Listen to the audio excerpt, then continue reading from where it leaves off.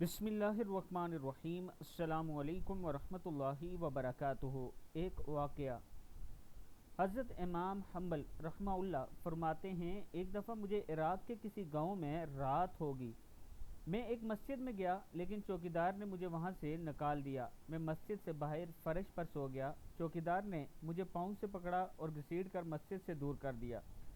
एक खुदा तरस आदमी मुझे अपने घर ले गया। वो शख्स चलते फिरते उठते बैठते हर वक्त इस्तग़फ़ार पढ़ता था।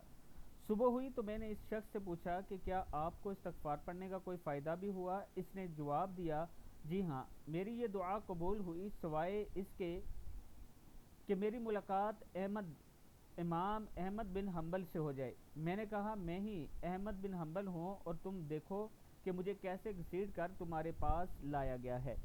सुबह शाम इस्तग़फ़ार पढ़ते रहा करें, आपकी ज़िंदगी के तमाम मामलात आसान हो जाएंगे। अल्लाह ताला ख़ास करम फरमाएगा।